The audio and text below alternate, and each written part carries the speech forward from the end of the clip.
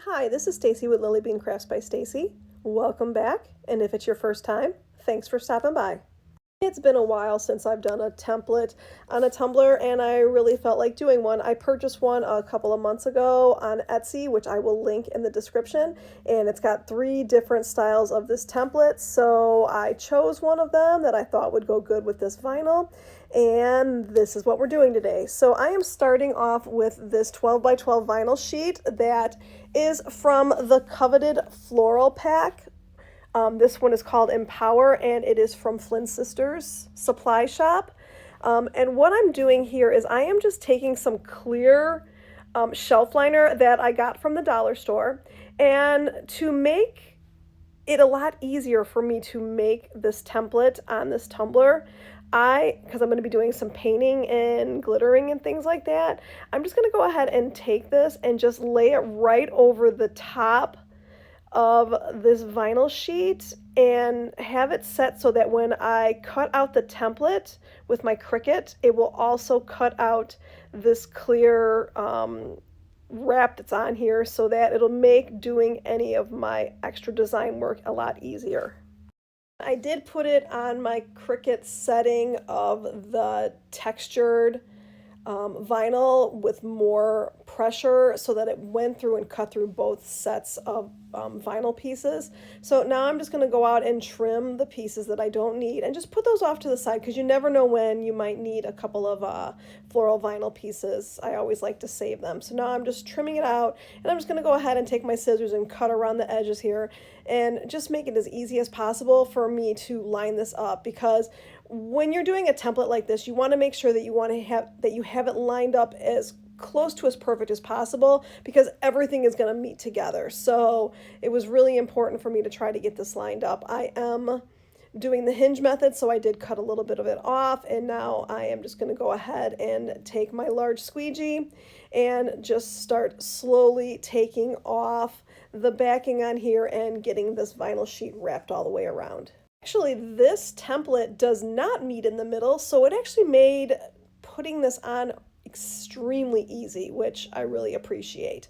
So now that I have this all placed on here, I'm going to show you the process of starting up my painting.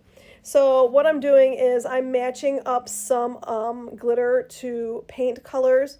The first paint that I'm going to be going with is this orange color. It's from Pop of Color. It's called Pumpkin. And I didn't really have a glitter that just matched it perfectly, so I mixed up Jerkface from Peachy Olive Glitters and Prosper from Rae Creations. And I'm just going to go ahead and put that off to the side. And then for the other part of it, the pink, I'm going in with Ballet from Pop of Colors and Vintage Rose from Rae Creations. And I'm just going to go ahead and just figure out how I want the template to be laid out. And this one has it so that you can have outlines with it. So I just pulled the outline template off. I pulled off the centerpiece. I was doing a glitter color and then the vinyl, and then a glitter color, the vinyl, with the 2 different colors all the way through all of the pieces of it. You'll see as I go through it exactly what I'm talking about. And then I'm going to go ahead and just tape off the bottom, because I want to keep the bottom of it the color of just what the tumbler is. I try not to do anything with the bottoms nowadays, because that's where they tend to break when people drop them. So I'm just leaving that alone. And like I said, now I'm going in with Pumpkin from Pop of Color, and I did wind up having to put 2 coats on here. I put a coat on, I let it dry, and then I went in and I put another coat on. And you don't have to worry about the vinyl, because it does have that clear shelf liner on it, so you're going to peel that off at the very end. And then now I'm going in with the second piece of that I'm going in with the pumpkin, and I kept the other pieces, what's going to be pink, still on there. I only pulled off the 2 strips that are going to be the orange. I let those dry. And you see this cute little brush that I have? I got this from the dollar store in the makeup section. I just wanted to try it. It just seemed like it would be something good for applying glitter glue, and it really was. So now I'm going in with the glitter mixture of the Jerkface and Prosper, and I'm just sprinkling it on here and just making sure I get full coverage on it. And then I'll go ahead and I'll do that with the other stripe, and then I'm going to put this off to the side and let it dry for just a little bit.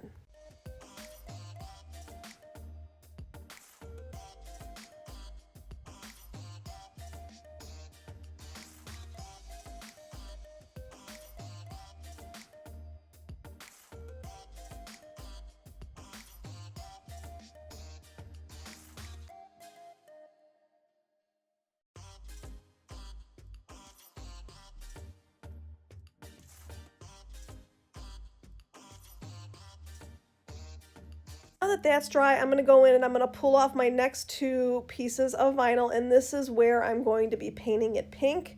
As you can see, I left in the middle pieces of the vinyl so that it goes a color vinyl, and making sure that I have all of that. And now that I've got this lined up, once I do that, I'm going to do the exact same thing, and I'm going to be doing it with Ballet, like I said, from Pop of Color, and then Vintage Rose from Rae Creations.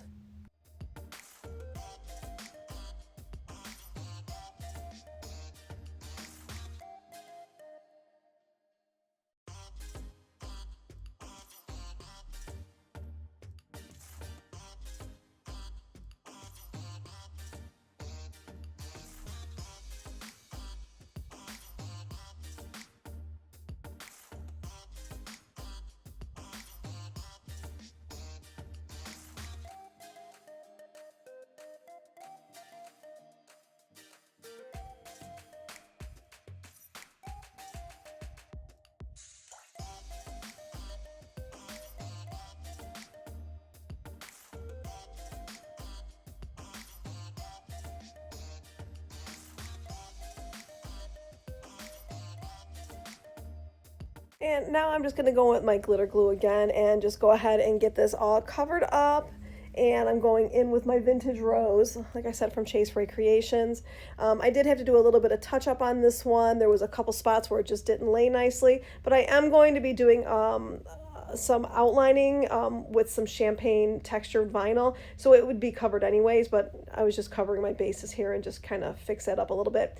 And then I'm going to go ahead and put this off to the side and let it dry.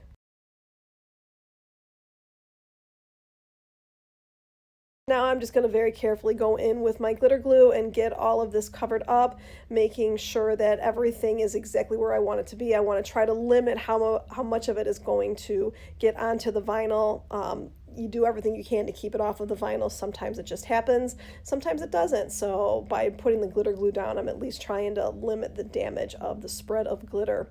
And I'm just going to go ahead and put this off to the side for 4 hours and let it completely dry. I'm going to go ahead and remove all of my tape, and I'm also going to pull off the extra shelf liner that I've got over everything, and this is where we're going to kind of see exactly what this design is going to look like. This is always my favorite part of any template work that I do.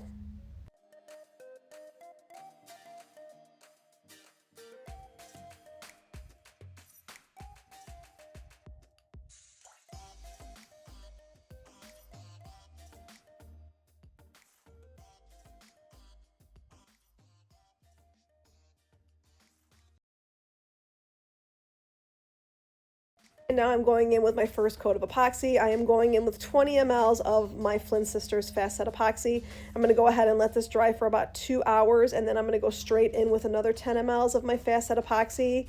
Let that get completely covered. I want to make sure that I get the glitter as set as possible and flat, so that I can get the vinyl work on here with the edging and everything like that. So once I have this second coat put on, I'm going to let this go for 4 hours, and then it will be ready for the edging work. So there was 2 different ways that I could have handled doing the detailing work.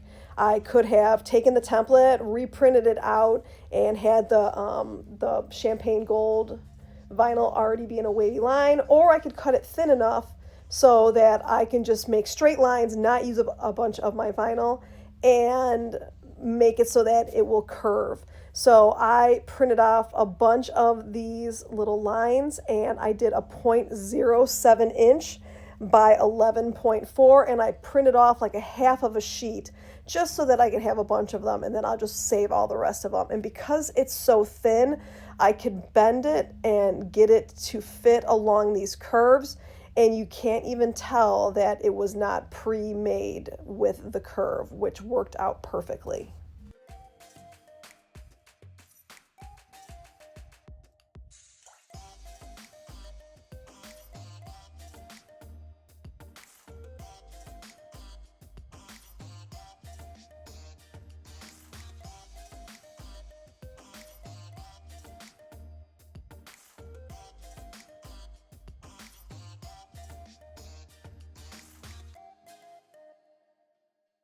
I'm going to go ahead and trim it at the bottom of the top, have it all set, and then I decided to put one more line just from the same set of them that I made, the same width, and I'm going to go ahead and put it down around the bottom too, just to give it more of a finished look.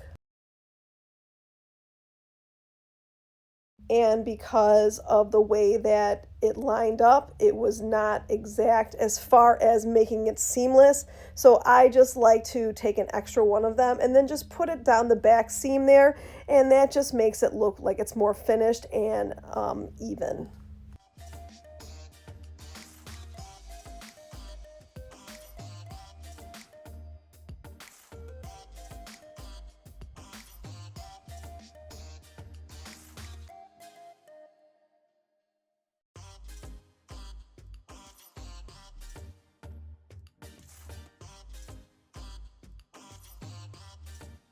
A little trick that I like to do is I like to take a little bit of just regular clear nail polish and just put it right on the edges of any of this textured vinyl. It just kind of seems to help it from peeling up when I'm going in with my epoxy. So I let that dry, and now I'm going in with another 10 mLs of my fast set epoxy. I'm going to go ahead and let this dry for the full 4 hours. Sand everything down very carefully, because with the textured vinyl, you don't want to sand into it.